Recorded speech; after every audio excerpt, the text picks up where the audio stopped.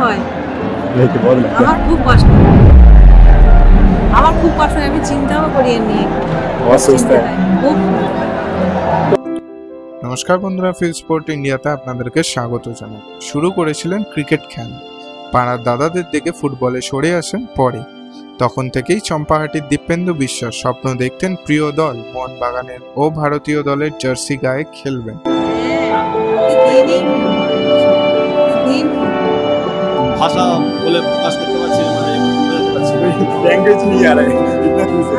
বহু কষ্টে একটা স্বপ্ন সত্যি হয়েছে তা। তরুণ ডিফেন্ডার দীপেন্দু বিশ্বাস এখন আইএসএলের জোড়া খেতাব জয়ী মোহনবাগান সুপার জায়েন্টের অন্যতম নির্ভরযোগ্য সদস্য। তার পারফরমেন্সের জন্য অনূর্ধ্ব-23 ভারতীয় দলেও ডাক পেয়েছেন তিনি। এখন লক্ষ্য জাতীয় সিনিয়র দল। তিনি জানেন যে সেই জন্য তাকে আরও উন্নতি করতে হবে। স্বপ্ন পূরণ এখন তার জীবনের সবচেয়ে কঠিন চ্যালেঞ্জ, যা বেশ কঠিন।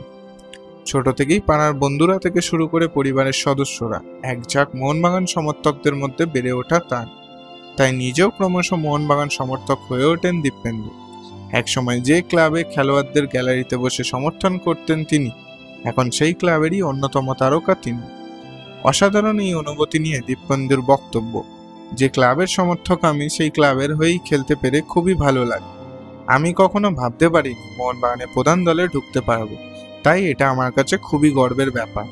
ক্লাবের নিজস্ব ইউটিউব চ্যানেলে মোহনবাগানের টিভিকে দেওয়া সাক্ষাৎকারে এই কথাগুলি বলেছেন দীপেন্দু। একসময় নিয়মিত ময়দানে মোহনবাগানে খেলা দেখতে যেতেন কাদা জল মারিয়ে। সেই স্মৃতি ফিরিয়ে তিনি এই সাক্ষাৎকারে বলেন, ছোটবেলায় মোহনবাগান মাঠে খেলা দেখতে যেতাম কাদা বৃষ্টির মধ্য দিয়ে। যখন প্রিয় দল জিতত খুবই ভালো লাগতো। সমর্থকেরা দলের খেলোয়াড়দের প্রচুর উৎসাহ যোগাতো, দলের জন্য চেঁচাতো, জিতলে উল্লাস করত। ওদের দেখে আরো মোহনবাগানের হয়ে খেলা আসা জেগেছিল মন। এখন সেই স্বপ্নের মোহনবাগান ফুটবলার তিনি।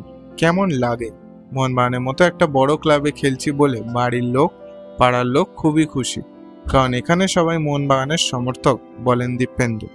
অথচ এই দীপেন্দুর খেলোয়াড় জীবনের শুরু ক্রিকেট মাঠে।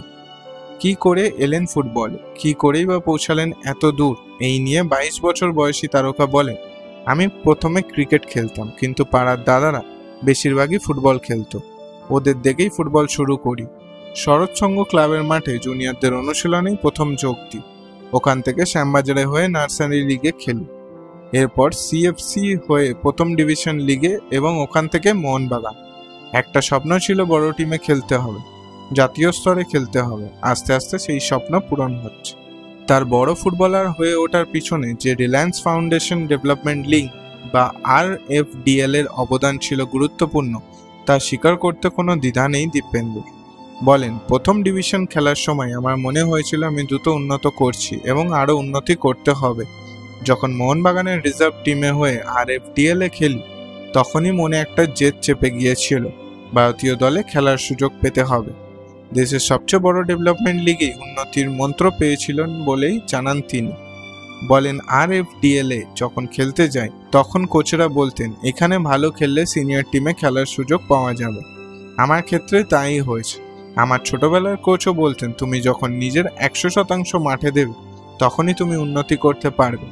দলের জায়গা পাওয়ার জন্য খুবই পরিশ্রম করেছি, শেষ পর্যন্ত জায়গা পেলাম। যখন প্রথম খেলা শুরু করি তখন আমি গোলকিপার হিসেবে খেলতাম, তারপরে সাইড ব্যাক খেলা শুরু করি, ওখান থেকে স্টপার হিসেবে খেলছি এখন।